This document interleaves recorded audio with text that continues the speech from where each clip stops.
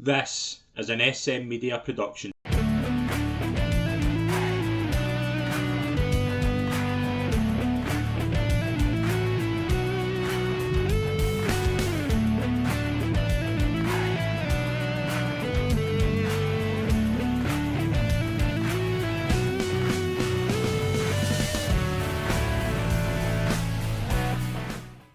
Hi folks, and welcome to the latest episode of the Celtic Report, your exclusive Celtic SM Media podcast. I'm Scott McPike. It's a pleasure as always to be your host. I'm delighted to be joined by a special guest this week. It's a pleasure to welcome onto the show former professional in the game, really big Celtic fan. It's a pleasure to welcome on Stevie Murray. Stevie, you picked a good week, mate. Haven't I just? Have we got enough time for this? We'll figure it out. I think there's a lot we can touch on.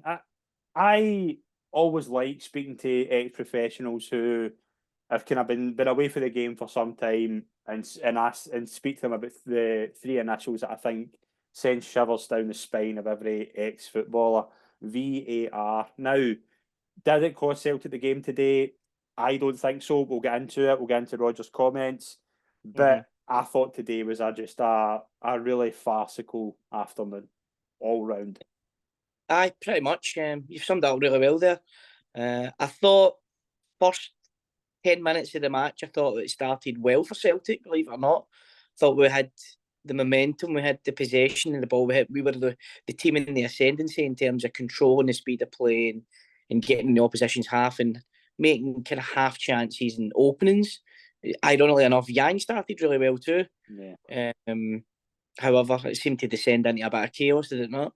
It did, Jen. Before we kind of talk about Tynecastle, we didn't do a pod last week, but we'll touch quickly on the Motherwell and Dundee game. Obviously, two very different performances, but two big results. Obviously, Motherwell, I thought Ida was very, very good. I thought he was just able to take the game with the scruff of the neck.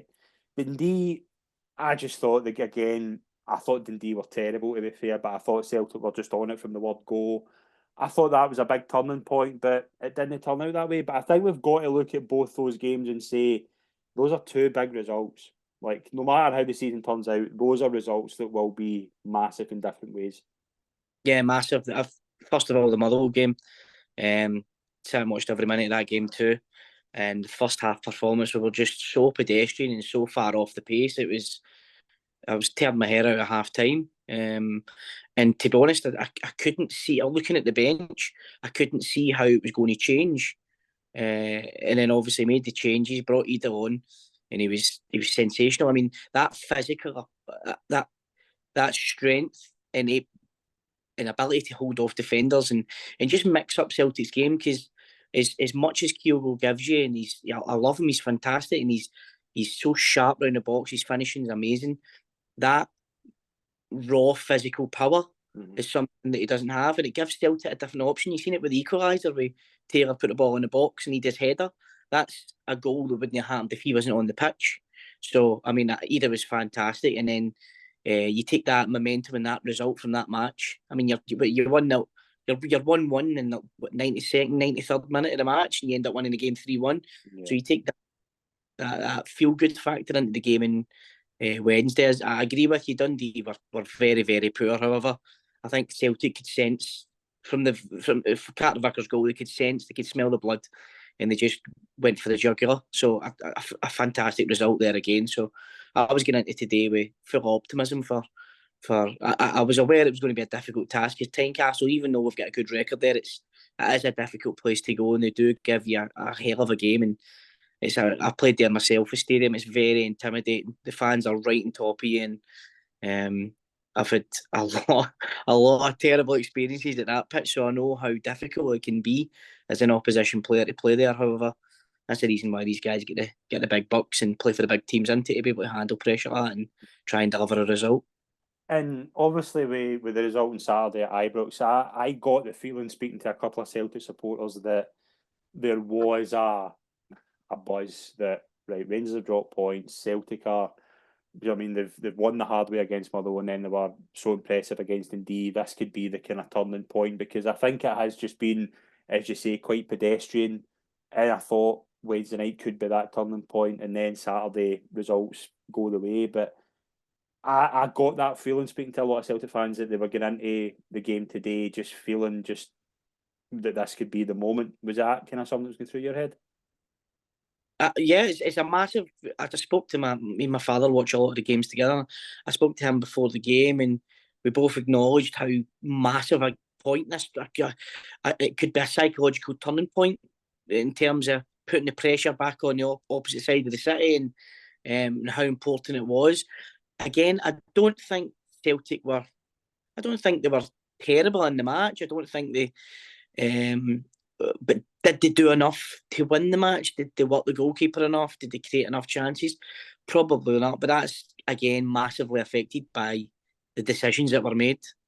Yeah, we'll get into them individually, but we'll start with the team selection. Again, it was just one change. It was obviously an enforced one. Callum McGregor out and Paulo Bernardo come in. Again, I see it. I see why he did it. I see that, again, what you're thinking with Bernardo. I was really, really taken with Bernardo the past couple of months, probably since the Rangers game, that I think it was just a player who was improving. And I thought with Awata coming in, I thought McGregor would push up. Bernardo makes a lot of sense if you've got that kind of level of security with Awata, but I just thought there was a lot missing today with McGregor. But it shows you the importance. People saw with McGregor being dropped, shows you the importance of McGregor when he's not there. Because I thought that midfield just lacked a real cutting edge as such. Yeah, absolutely. Even if Callum's not playing well, he's still in people's ears and he's driving the team forward, and he's a vocal point in that. But he's a senior player now as well, so he's a massive miss. I suppose you could compare it to if Scott Brown was ever missing during his pomp for Celtic, and something felt as if it was missing from the middle of that pitch. There was a definite lack of drive anyway to drag the team forward. And I don't want to say people shrank in that atmosphere or away in maybe the size of the game or the pressure, because I don't think that was the case. However, you could 100% see the effect on the team with Callum being missing. Yeah, no, absolutely. And I think it shows throughout the game. But you mentioned kind of first 10, 15 minutes. I thought Celtic were very good. I thought, as you say, I thought Yang, who I thought, I've made my opinion clear on Yang, that I don't think he's at the level to be a regular, but I think there's glimpses you'll see. I thought he was terrific on Wednesday night. I thought first 10, 15 minutes he was excellent. But again, first 10 minutes, there's a couple of chances. I thought that was probably O'Reilly's best game in a while, apart from Wednesday night. But 13 minutes, Celtic got a chance. Right, I'm going to be honest here, and we'll probably go through this. I don't think it's a penalty. I think it's a very soft penalty. And again, you can see why it's given. And that's the problem where I think the overall conclusion we'll both make here is I think that the people managing the technology aren't very good as opposed to the technology. I can see why that is given, but I think it's very, very soft. And I think that's where we're at just now. I think there's a lot of decisions like that where you see why they're given, but you see them giving one game, you see them not giving the other.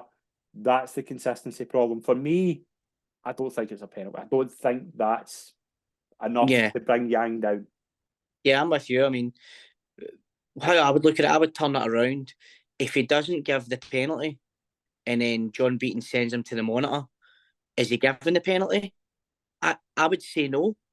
So so when you look at it the way the events unfolded, he's given the penalty, right? And then they've had a look at the penalty, and John Beaton's been in his ear. So he then has a choice to make. Do I send him to the monitor or not? Is there enough debate in a decision to be able for it to be overturned? Whereas if it went the other way and the ref didn't give the penalty and then he was sent to the monitor, I still think he stands by the decision of not giving the penalty.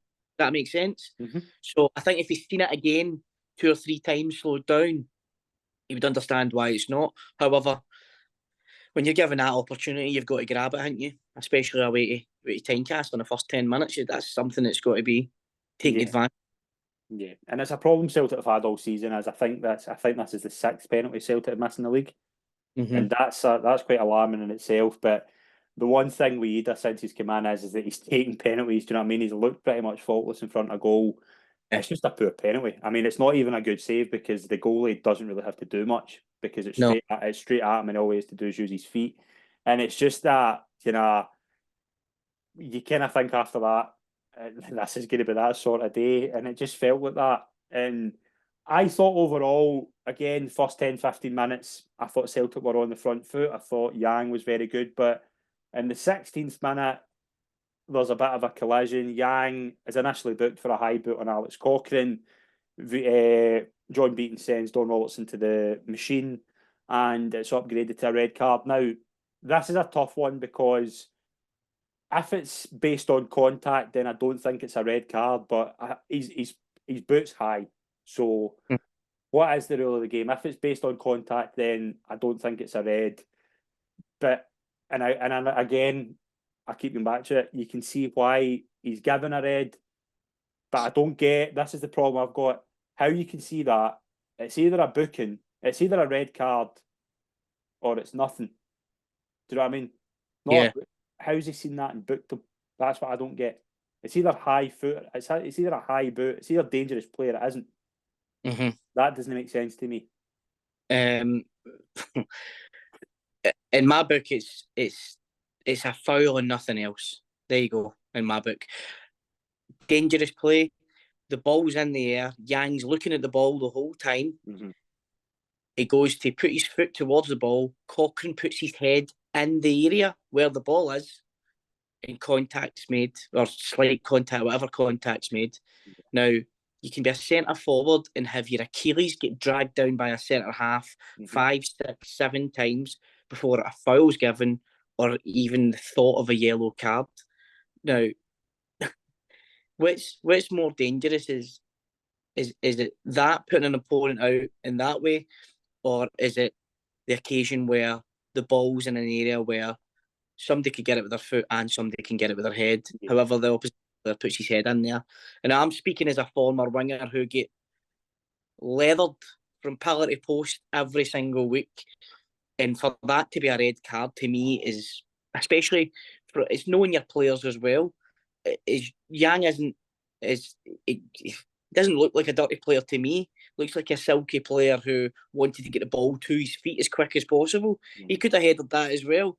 So what are we saying? Go with your head until you stick your head on each other. That's better than what he does. So I get people's opinions how it's dangerous play. There's studs in his boots and everything else, but I'm not having that as a red card or a card in any way, shape, or form at all. And I think it's that thing of I kind of left it after the challenge, thinking it's just a bit foolish for Yang. Like if he goes in with his head, he's still on the park, and it's a very different game. And that to me is kind of where it's at. I think he's very very unlucky. But I think I think you are asking for a decision to be made if you're going in with your studs that high. Again, this is where the VAR thing is a bit of a nonsense because as soon as he was sent to the machine, you knew it was going to be changed to a red because the commentator was told that. So the commentator knows more than the referee, which again is just completely blowing my mind, and it's been blowing my mind for a while. Now, in terms of, like, we'll no spoil it for people who watch this before the game, but if Celtic have 11 men on the park, is there a different result? Possibly.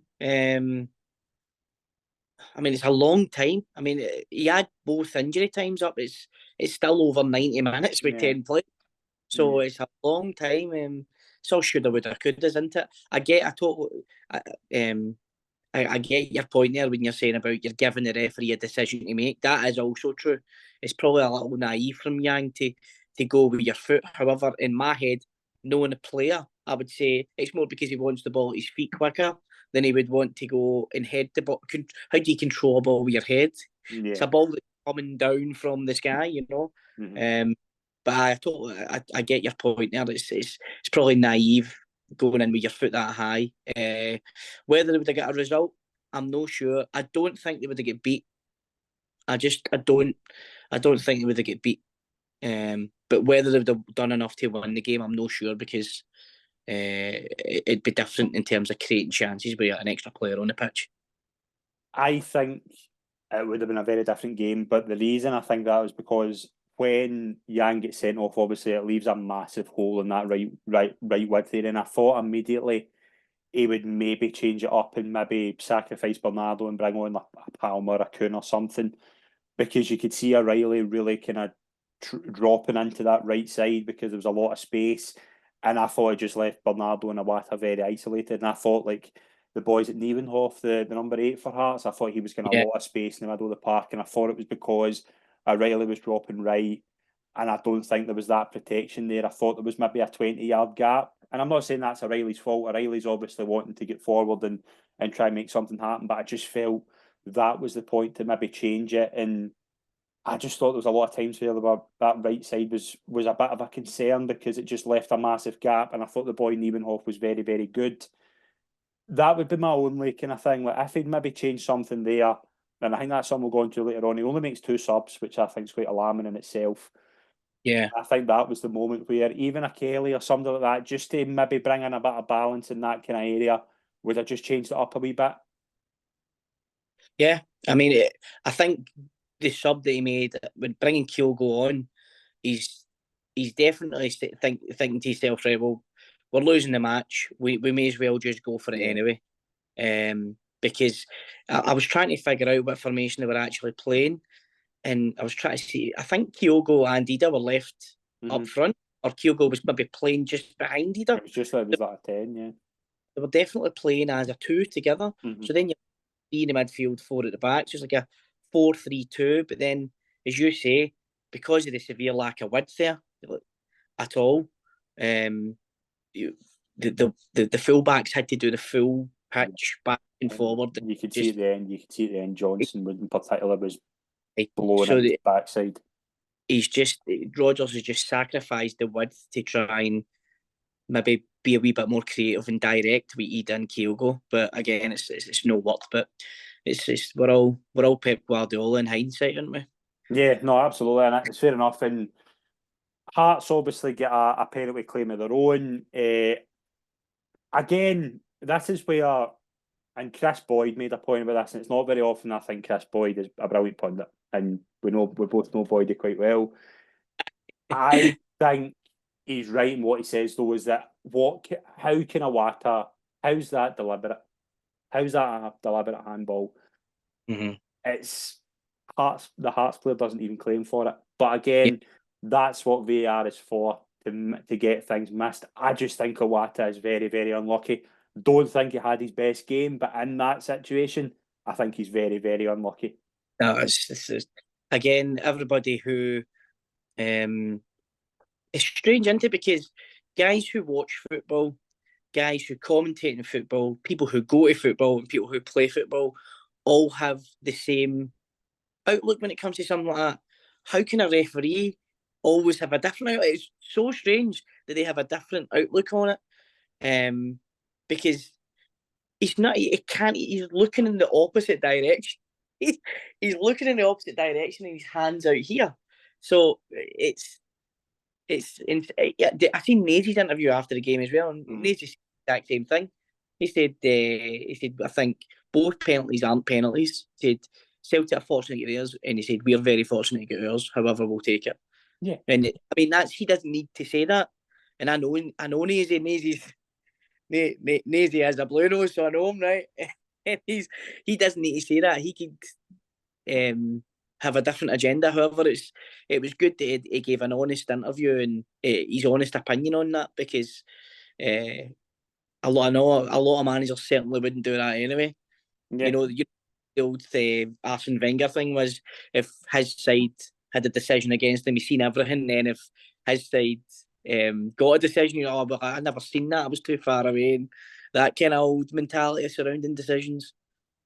And it's a good penalty from Grant. And you're thinking after that, you're thinking this is going to be an uphill battle. And you're thinking a few minutes later, it's made worse. I thought initially it was a very good run from Forrest. I think he plays the pass too late for Shankland. I think he's got plenty of time to play that pass. He plays it just a wee bit too late. Shankland finishes it, but it's obviously offside. And you were thinking at that point, you're thinking that could be going into half time. If that was 2-0, it was curtains. But you went in at 1-0 with Celtic thinking, right, this is still manageable. Celtic have got a terrific record, and coming from behind as we saw last Sunday. Again, just that second goal. The one thing that alarms me is just how much space Shankland had. Yeah. It's the reaction. The reaction, the boy slips and the ball ricochets. And if you look at there's 4 Celtic players around that situation, 4 versus 2 in Celtic's favour, and every player is on their heels. Shankland is constantly on the move, and as soon as that ball breaks to him, he's first to the ball, and if he gets the ball in the edge of the box, I don't even think he looks up to see where the goal is. He just instinctively knows where the bottom corner is. If you give him that freedom in that space with the ball in the edge of the box, he's going to hit the target. So you're asking for trouble. That was one of the poorer defensive decisions that we made on the day. But it's just a real lack of any reaction time. They're just very, very static when that attack was happening. And when you're down to 10 men, obviously, at half time, he brings on Kyogo for Bernardo, which made a lot of sense. And to be fair to him, and I've been very much of the opinion the past few months, there's something just lacking with Kyogo in terms of it's just not the same player. It's just whether it's the system. I thought he came on. I thought he was very direct. I thought some of the runs he was making, I thought he was unlucky with ones. Clark makes quite a good save. And almost instantly I feel like Kyogo's on it today. This is going to be a different outcome. And it just never really happened. But one of the alarming things to me is, I think Diaz and Maeda's get terrific work rate, and I think today you thought the Hearts right back was very good, and I thought he was good with good against Taylor. I thought he had Taylor pretty much exposed. Maeda was doing a lot of the cover, like kind of coming back and helping Taylor out. But Maeda going forward and his end product is woeful, and that's the concern in a game like that when you've got. I don't think there's any doubt Maeda has a massive part to play, but today just you can't have that. No, and I totally agree with you as well. Like in terms of his work rate and his endeavour and his attitude and everything like that, different class. However, when you're playing at the top level, especially for one of the top clubs, you have to have something else, ability-wise, that's going to put you above other players. And I think it's interesting with him because I think for instance, a game at Ibrox, right, for Celtic, if they were going to be playing on the counter-attack or backs against the wall, he's fantastic to have in your team because he's going to be working his socks off. He's not going to let the ball get from the back to the middle for Rangers. He's going to constantly hound them. It's going to be difficult for them. However, if you're playing Diaz and Maeda against teams in the bottom half of the league and you're looking to be creative, we're really, really struggling because I can't tell you how many crosses he underhits, overhits, first man out the pitch. It's incredible every game, and that's every single match. That is. That's not like an occasional thing. You go, oh, there's one of the ones he just slices it apart. It's every single game that happens, and I don't know what is he doing with his Monday, Friday at Lennoxtown?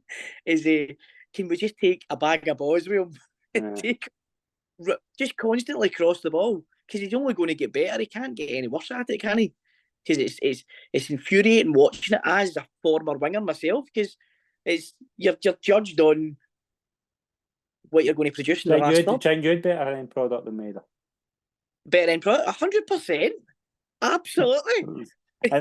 I think that's the thing as well, and I think that's quite knowledgeable to when somebody to sell on when you're seeing him it gets into so many good positions, and you're thinking, I've been very, very vocal of when Palmer's getting the stick he gets, I'm looking at Palmer thinking, you've got something. Now you're going to be inconsistent, you know what I mean? But you'll look at the end of the season in Palmer and he'll have 10 goals and 16 assists, and you'll think his chance conversion will be pretty low, but there's still numbers there to say, right, this guy's got an end product, this guy's got something, he'll give you something. Maeda, I think if you look at a lot of Maeda's goals, they're not he doesn't make a lot of them himself. There's always, do you know what I mean? He's not that, you're sacrificing something, and that's why I thought he would probably be the one that I would have sacrificed if it wasn't Bernardo, because in that sort of game, you're needing something from the wide areas. you're sacrificing. Obviously, Taylor was getting a torrid time for that right back, who I think is somebody worth looking at. But that protection was really, really important to Celtic. But again, the result's the same. If you've got Palmer or even Kuhn on there, I think it's a different game. And I'm going to be honest and say that. Now, Kuhn's not been putting up any trees and Palmer's inconsistent, but there was times the ball was falling to Maeda and it was just a disaster. Yeah. Yeah. I mean, again, I would have went for Palmer before Kuhn, but I think it gives you that unpredictability and the spark that Celtic were possibly needing to create a wee bit more. Because it's so... Listen, I'm nobody to sit here and criticise Dyson Maeda, right? The guy's professionalism, his attitude, his work rate, his desire, everything, unreal, right? Absolutely unreal. And I am but a spot in his radar when it comes Maybe to no anything, after this, by the way. right? What? Maybe no after this. I don't know. However, in terms of going past people and able to cut back or a wee turn or make something from nothing, you're much better with a Palmer or potentially a Kuhn on there. And that was it as well, because the second half I think after the second goal, and the second goal was a bit of a cluster as well, because there's 2 or 3 times before the ball even gets to Shankland where that ball should be in Rowe's head. It should be.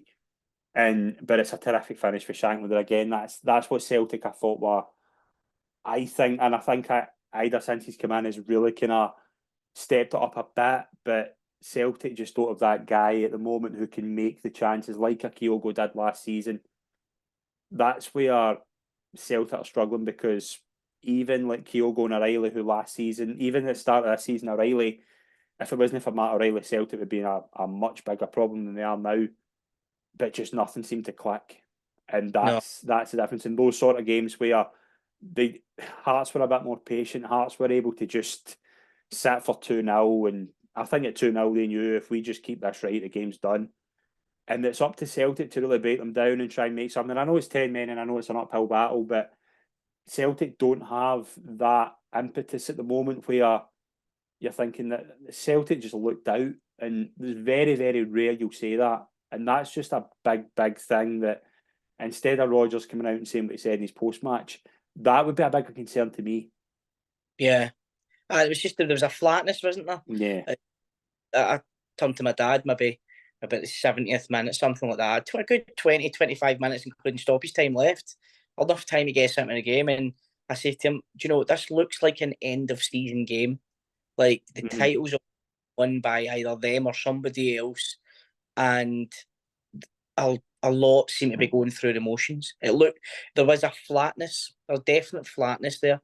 And I don't understand that, because the second half versus Motherwell and then the midweek performance versus Dundee, you should have your tails up regardless of. But then again, is there a mental weakness? Is there a mental agility about the team? Because as soon as something went against them, whether it be the red card or whether it be the Hearts penalty, they seem to shrink. You know what I mean? And nobody took the game by the scruff of the neck. And saying that, I would leave Kyogo out of that, because I agree with you.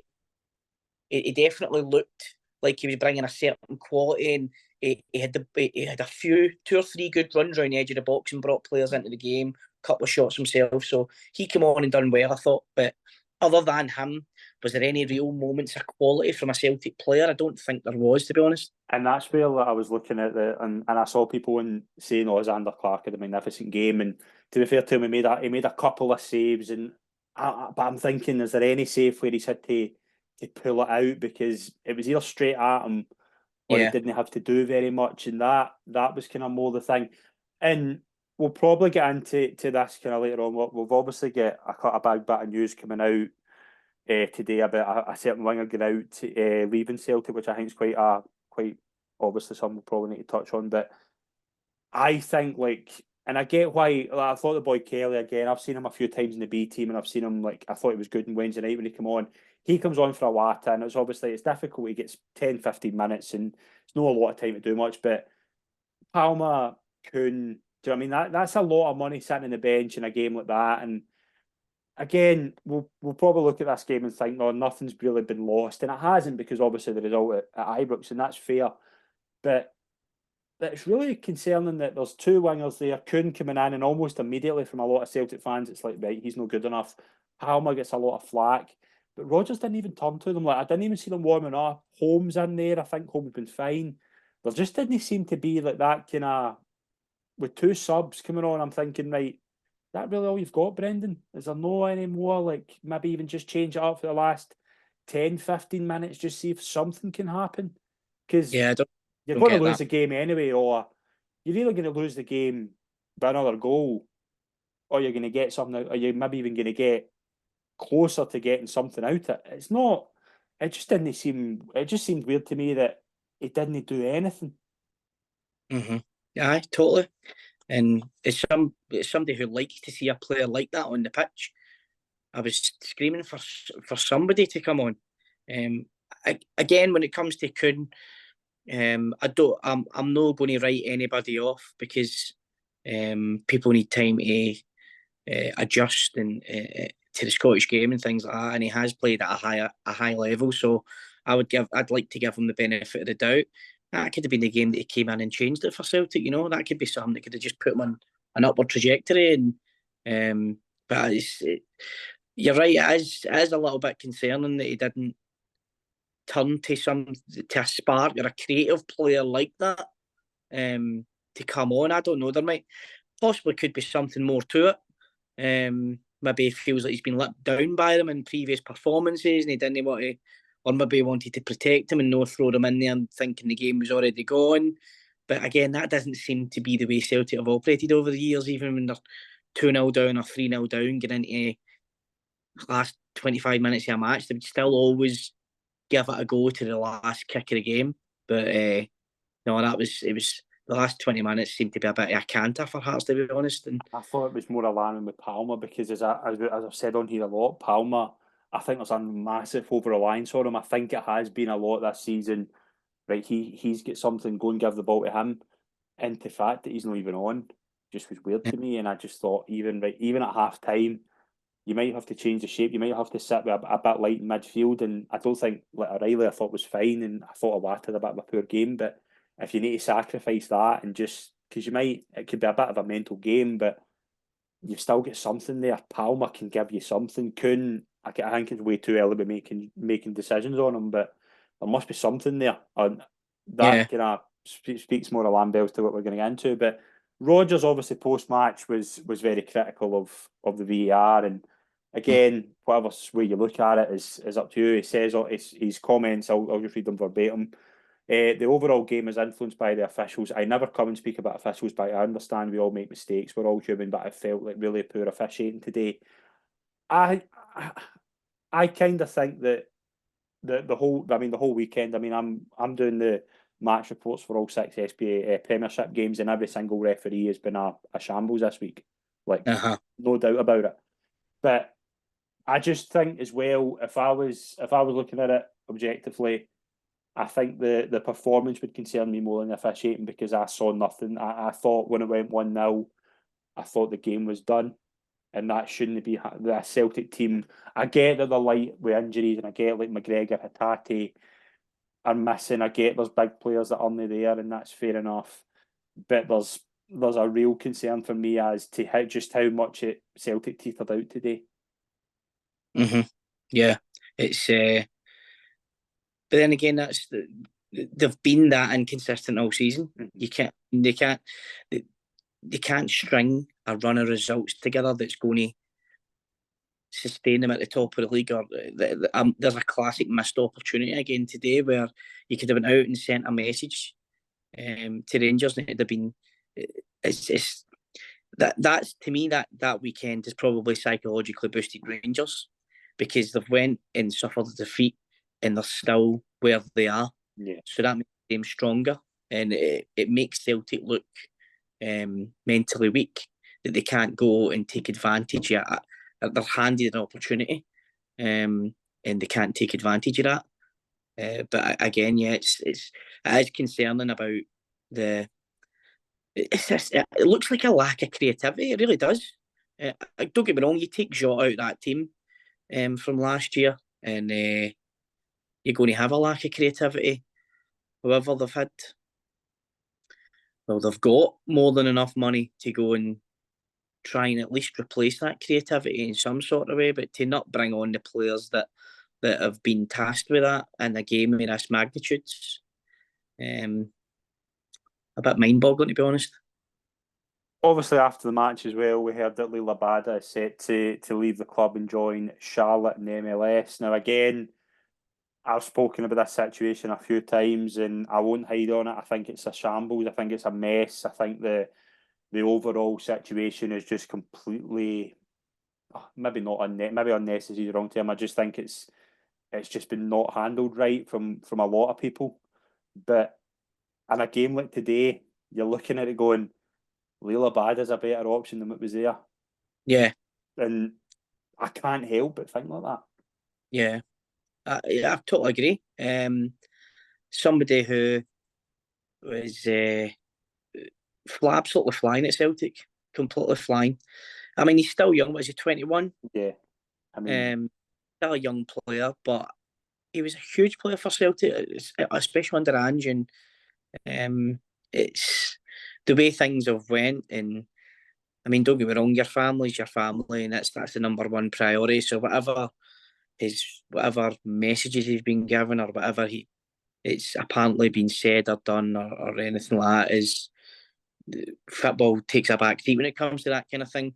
However, if we're basically speaking on the football terms, a flying Leo Labada is something that Celtic are going to miss, and it's another option that they're not going to have moving forward in this last couple of months of the season.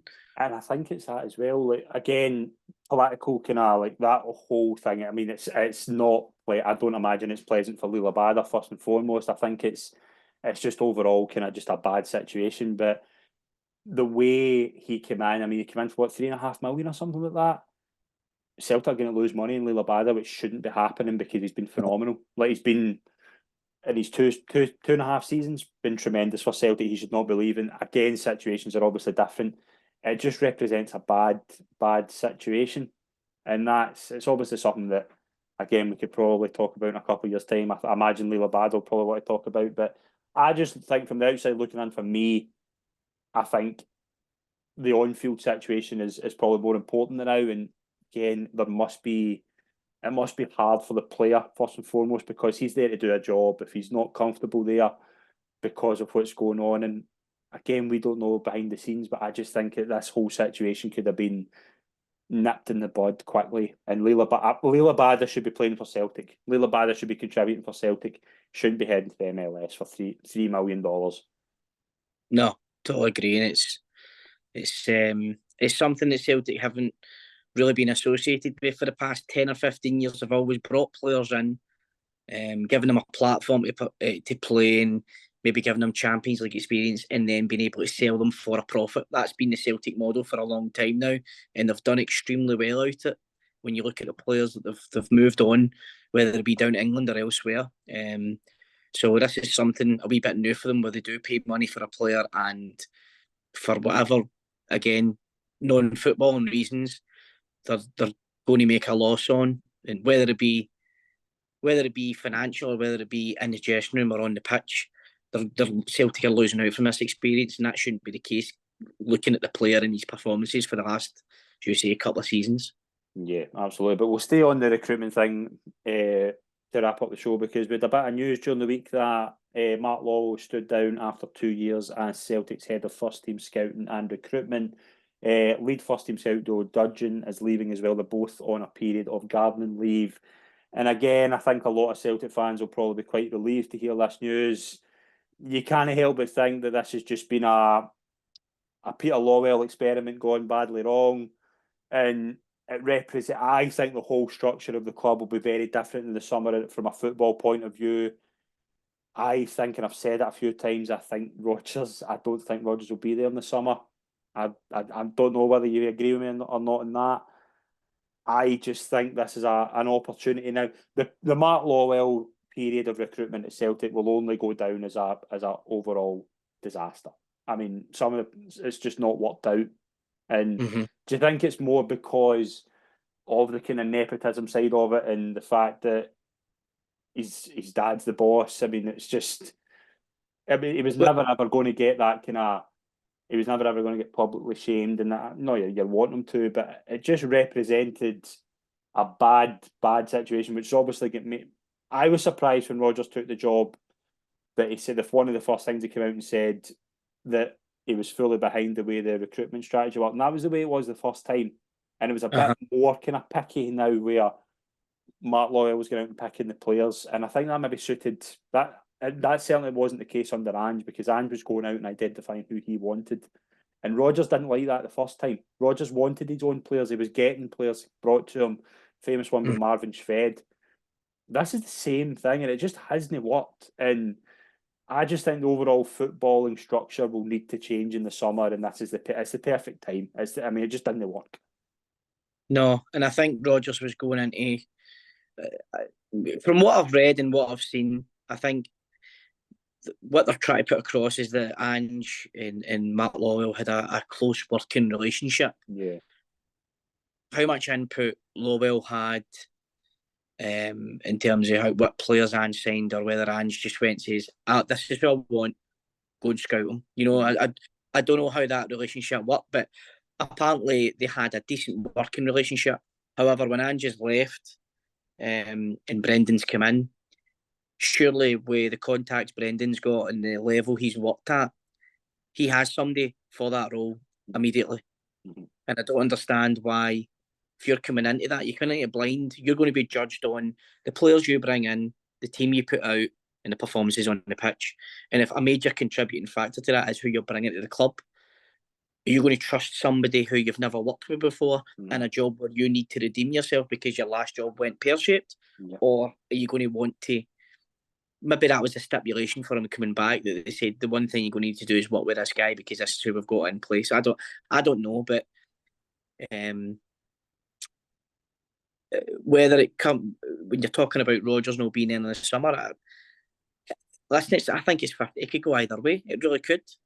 It could be whether Celtic go on and win the league. It could go, right, this is my time to cash out. I need to get out of here because this doesn't feel right. Or it could go the other way, whereas he goes, I don't know if I can build this team back to where it was, or do I have the time and the patience to do it.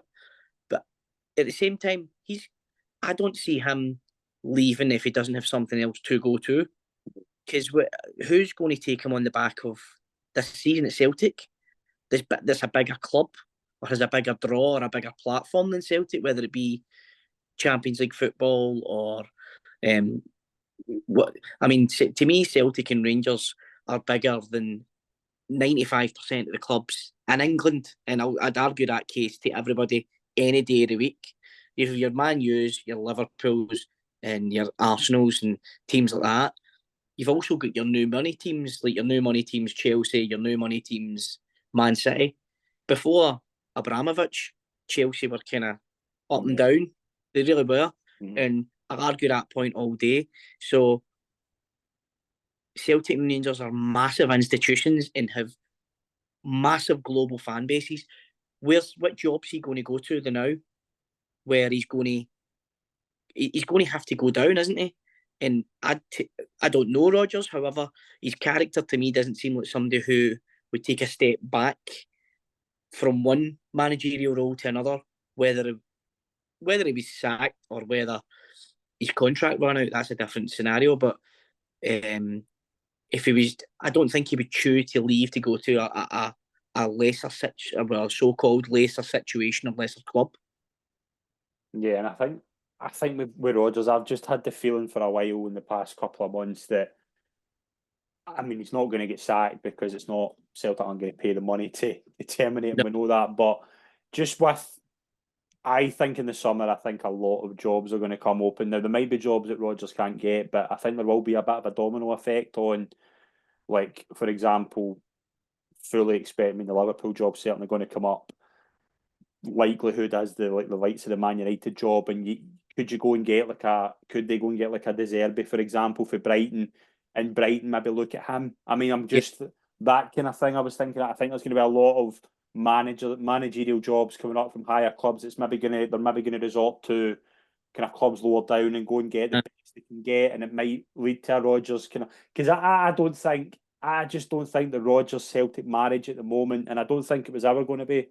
I just don't think it's going to end well, even if they win the league this season. And they still, I mean, I certainly think that Celtic are. I still think Celtic hold the aces because they still have to play Rangers twice, and they've got that kind of battle hardened advantage where they've won the leagues in the past, and Rangers are kind of new territory. But I just think at the moment, I don't think there's that love for Rodgers that I think for Ange. I mean, I've said it before on here, and I don't know if you'll agree. I've never seen the Celtic fans as connected to a manager that they were under Ange. To go from that to go to a guy who wasn't really flavour of the month when he left, and a lot of fans had to kind of bite their tongue to have him back, and it's not really played out the way it would. Like, he dominated first time. It's not worked out that way so far. Now, the Celtic could win the league and still win Silverway, fair enough, but I just don't think that there's that harmony and unison that you're probably wanting that was there maybe last season. Yeah, that's true. However, what I would say is, how many clubs do have that with their manager? Yeah, it's quite rare. You'd maybe say Liverpool with Klopp. Out with that, I struggle. Another team that I suppose I didn't think of this, that potentially might be a managerial position vacancy would be West Ham as well, because I know Moyes is holding off and signing another contract there, and it's on the table and he's still not signed it. So to me, that it's not even we're 12 weeks away from the end of the season, 10 weeks away. So that could be another position. Whether they would look at Rodgers or not, I don't know. He has the CV. However, you could compare it to anything, couldn't you? An old bird you went when you go back to it after it's never the same. You're like, oh God almighty, what have I done? Look at the choice I've made. Yeah, and that kind of, like, final question before we wrap up, Stevie. Like, overall, as a Celtic fan, that, I mean, if Rangers had won on Saturday and Celtic had lost, it'd have been. I mean, I don't think we would have been on doing this podcast and probably thinking where we are now. But overall, it's just been a weekend where, when you look at it, nothing's really changed. So yes, it's a defeat, but do you still feel confident that a Celtic team can kind of turn that round with Rangers? Yes, I do. And the reason for that, I think you've outlaid it previously when you said there, in terms of the battle hardened, and they've got the title experience, and Rangers. I know they've beat them in an Old Firm game at the end of last season, but not in a meaningful game through the season. You know, that's going to set the tone or take points off the opposition. They've not beat them in an important game like that for a long time. So I do have confidence in Celtic. However, the performances that they're putting up are so inconsistent. You can't hang your hat on them just now, and it's just against nothing lost, nothing gained this weekend. However, it is in my book a missed opportunity. It's when you're in a title race like that and there's two teams going at it head to head. That's if Celtic were able to take points today, that's a massive psychological dent you're putting in Rangers. That puts the pressure back in them by giving Celtic that opportunity, and for them not to take that opportunity today, you can't help but kick yourself. However, I've supported them when they've played worse than this, so I'll continue to support them again. As long as they're not launching fences again at Celtic Park, we'll be all right, I think. Absolutely. Well, on that note, Stevie, I want to thank you for coming on, mate. It's been an absolute pleasure. We'll be back next week after the Livingston game on Sunday in the Scottish Cup. So, Stevie, again, for coming on, mate, it's been an absolute pleasure. Thank you very much. Thanks very much, Scott. Top man. Thank you very much, folks, and we'll see you all next week. Thank you.